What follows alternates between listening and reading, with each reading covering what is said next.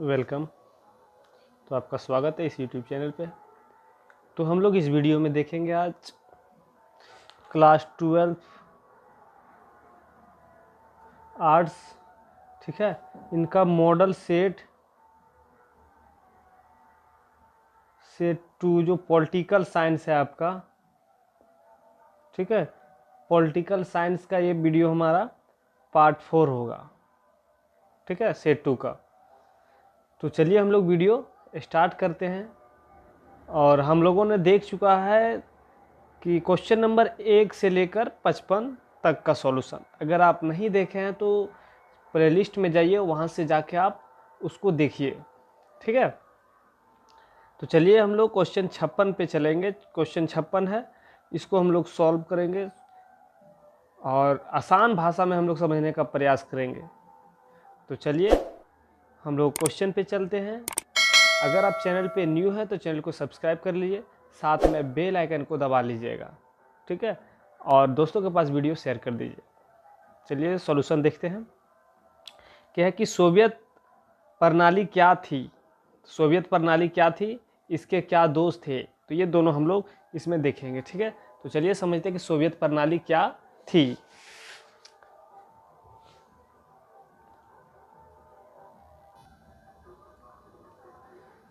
तो रूस में 1917 की समाजवादी क्रांति के बाद समाजवादी सोवियत गणराज्य, जिसको हम लोग यूएसएसआर का निर्माण हुआ, ठीक है, जिसका उद्देश्य एक समतामुल्क समाज की स्थापना करना था। जो यहाँ पे सोवियत गणराज्य, समाजवादी सोवियत गणराज्य का जो निर्माण हुआ, उसका उद्देश्य था समतामुल्क समाज की स्थापना करना, जिसमें पूंजीवादी व निजी संपत्ति का अंत करके समानता पर आधारित समाज की रचना की थी। तो जिसमें यह है, कह रहा है कि जिसमें जो पूंजीवादी संपत्ति, जो पूंजी संपत्ति या निजी संपत्ति आप कह सकते हैं, पूंजीवादी या निजी, जिनके पास अपना संपत्ति अधिक मात्रा में, उसको अंत कर दिया और समानता पर आधारित समाज की रचना की थी। इस व्यवस्था को, जो ये व्यवस्था हुआ था, इस व्यवस्था को या प्रणाली, ठीक है, इस व्यवस्था को सोवियत प्रणाली कहा गया, ठीक है। तो सोवियत प्रणाली किसे कहा गया, उम्मीद है आपको समझ में आ गया होगा, ठीक है। तो चलिए हम लोग देखते हैं सोवियत जो इसके दोस्त थे, क्या क्या दोस्त थे, उस दोस्त को हम लोग समझने का प्रयास करते हैं। देखिए, सोवियत प्रणाली के निम्नलिखित दोस्त थे। पहला है आर्थिक असंतोष। इसमें यह था कि पहला है कि आर्थिक असंतोष था, संतोष इसमें नहीं था, आर्थिक असंतोष था उसमें, ठीक है, किन्हीं व्यक्ति को संतुष्टि प्राप्त नहीं हो रहा था। फिर यहाँ पे है कि सेवक तांत्रिक भ्रष्टाचार, और यहाँ पे इसमें भ्रष्टाचार अधिक मात्रा में देखने के लिए मिलने लगा। फिर तीसरा पॉइंट है कि योग्य नेतृत्व का अभाव, और योग्य नेतृत्व का अभाव था उसमें, जो एक अच्छे नेता नहीं मिल रहे थे और नहीं थे इस सोवियत प्रणाली में। फिर है कि मानव पूंजी की हानि, और ये मानव पूंजी की हानि भी था इसमें, ठीक है, और नस्लीय राष्ट्रवाद का उदय, और यहाँ पे भेदभाव की, जो नस्ल भेदभाव है, ये ज़्यादा देखने के लिए मिल रहा था सोवियत प्रणाली में। फिर राजनीतिक संस्थान अंदरूनी कमज़ोर, और राजनीतिक जो संस्थान थे वो अंदर से कमज़ोर था, ठीक है।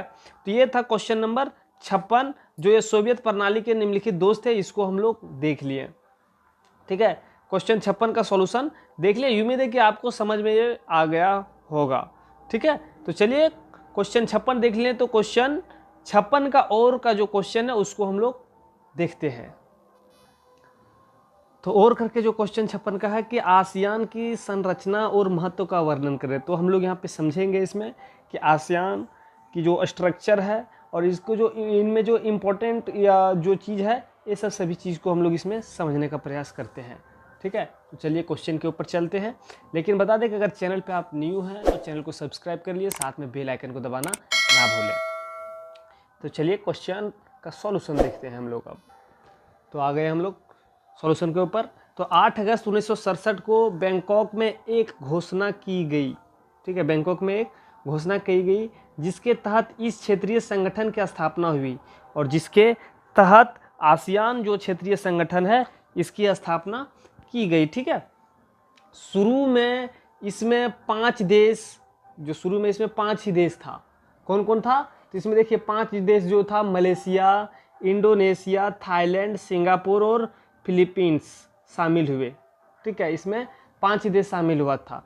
लेकिन बाद में इसमें ब्रुनाई, वियतनाम, लाओस, कंबोडिया व म्यांमार भी शामिल हो गया। इसका मुख्यालय जो है वो थाईलैंड की राजधानी बैंकॉक है। और इसका मुख्यालय कहाँ पे है? आसियान का मुख्यालय कहाँ पे है? थाईलैंड की राजधानी बैंकॉक है। तो इसके मुख्य उद्देश्य जो निम्नलिखित हैं। तो ठीक है, चलिए हम इसका मुख्य उद्देश्य देखते हैं कि क्षेत्रीय सहयोग के लिए दृढ़ आधार बनाना। ठीक है, इसका जो था कि क्षेत्रीय सहयोग के लिए वो एकदम मजबूत आधार बनाना था। ठीक, और फिर दूसरा पॉइंट है कि आर्थिक विकास को तेजी करना। और आर्थिक विकास को क्या करना था? तेजी करना था, गति लाना था आर्थिक विकास में।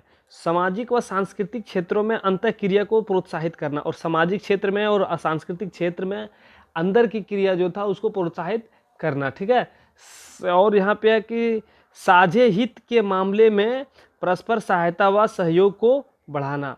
और साझे हित के मामले में परस्पर सहायता व सहयोग को बढ़ाना था। ठीक है, फिर नेक्स्ट है कि क्षेत्र में आर्थिक व राजनीतिक अस्थायित्व को सुनिश्चित करना। और इसको सुनिश्चित करना था। ठीक है, पॉइंट जो यहाँ पे है 6 कि क्षेत्रीय व अंतर्राष्ट्रीय स्तरों पर काम करने वाले ऐसे अन्य संगठनों के साथ निकट संबंध बनाए रखना। जो क्षेत्रीय लेवल पे जो काम करने वाले संगठन हैं और जो अंतर्राष्ट्रीय लेवल पे काम करने वाले संगठन हैं उसके साथ अच्छा संबंध बनाना। ठीक है, तो उम्मीद है कि आपको क्वेश्चन नंबर 56 का और जो क्वेश्चन था ये समझ में आ गया होगा। तो चलिए हम लोग क्वेश्चन नंबर 57 की ओर बढ़ते हैं। तो भाषा राष्ट्र निर्माण में एक चुनौती है, व्याख्या कीजिए। क्वेश्चन नंबर 57 है आपका। ठीक है, तो इसको हम लोग देखते हैं। ठीक है, इसका सॉल्यूशन हम लोग देखेंगे। तो चलिए सॉल्यूशन देखते हैं। संविधान निर्माण के समय यह गंभीर समस्या थी कि भारत में अनेक भाषाओं के लोग वास करते हैं। जिसमें संविधान का निर्माण किया जा रहा था उसमें एक समस्या था कि भारत में एक ही भाषा के लोग, एक ही समुदाय के लोग नहीं रहते हैं। एक ही भाषा वाले लोग नहीं रहते हैं, अनेक भाषा वाले लोग यहाँ पे निवास करते हैं। किस भाषा को राष्ट्रभाषा बनाया जाए? और ये क्वेश्चन था कि किस भाषा को राष्ट्रीय भाषा बनाया जाए। और यह एक महत्वपूर्ण निर्णय हुआ कि, और ये सोच ही रहा था कि किस भाषा को राष्ट्रभाषा बनाया जाए, लेकिन एक महत्वपूर्ण निर्णय लिया गया। क्या वो लिया गया? कि राष्ट्रभाषा हिंदी को बनाया जाए। और राष्ट्रभाषा किसको? हिंदी को बनाया जाए। संविधान की 8वीं अनुसूची में 14 प्रमुख भाषाओं को स्थान दिया गया। जिसमें संविधान का निर्माण किया जा रहा था तो उसमें क्या किया कि 8वीं अनुसूची में क्या होता है कि 14 प्रमुख भाषाओं को स्थान दिया गया, 14 भाषा को। ठीक है, उसमें से कौन कौन से भाषा थे यहाँ पे दिया गया है? देखिए, संस्कृत, उर्दू, असमिया, हिंदी, तेलुगु, बंगाली, मराठी, तमिल, गुजराती, कन्नड़, मलयालम, उड़िया, पंजाबी व कश्मीरी। ठीक है, पंजाबी व कश्मीरी। ठीक है, ये सब भाषा जिसमें संविधान का निर्माण किया जा रहा था उसमें सब भाषा को संविधान में सम्मिलित किया गया।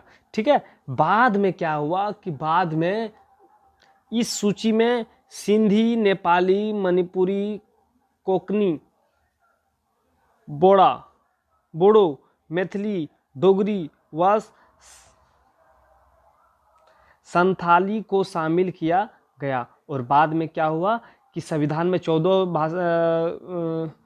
14 भाषा जिसमें संविधान को लिख रहे थे, 14 भाषा सम्मिलित किया गया था। बाद में और भाषा इसमें ये सब भाषा जोड़ दिया गया।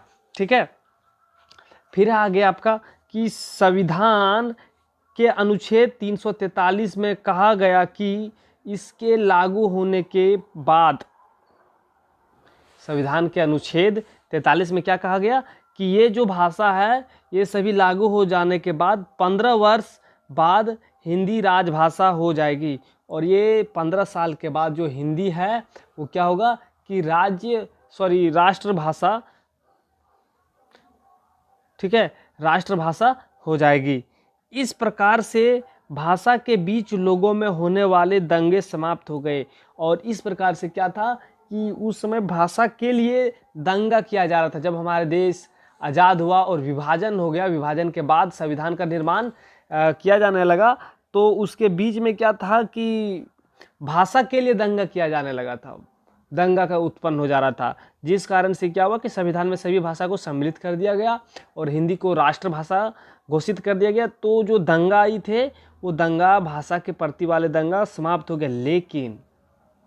लेकिन जब 1964 में शास्त्री के प्रधानमंत्री बनने के बाद दंगे भड़क गए। और जब 1964 में शास्त्री प्रधानमंत्री बने तो क्या हुआ कि दंगे भड़क गए। और आज भी भाषा को लेकर दंगा होता रहा है, और आज भी भाषा को लेकर दंगा होता रहा है। ठीक है, तो ये भाषा जो था राष्ट्र निर्माण में भाषा के जो भूमिका था वो हम लोग इसको समझें। ठीक है, चुनौतियाँ क्या क्या थी वो राष्ट्र निर्माण में भाषा की क्या चुनौती थी, इसके बारे में ये हम लोग समझें। तो उम्मीद है कि आपको ये क्वेश्चन समझ में आ गया होगा और सॉल्यूशन आप इनका भी। तो चलिए इसमें देखिए आपका क्वेश्चन अब इसमें बच जाता है क्वेश्चन नंबर 57 का और 58 और 59। ये हम लोग अगले वीडियो में देखेंगे क्योंकि वीडियो लंबा हो रहा है। ठीक है, तो चलिए हम लोग वीडियो को यहीं तक रखते हैं, तो वीडियो को समाप्त करते हैं। उससे पहले अगर आप हमारे चैनल पे न्यू हैं तो चैनल को सब्सक्राइब कर लिए, साथ में बेल आइकन को दबा दीजिएगा, और वीडियो अच्छा लगे तो वीडियो को लाइक कीजिए और दोस्तों के पास शेयर कर दीजिए। फिर मिलते हैं हम लोग अगले वीडियो में, आपसे अलविदा लेते हैं।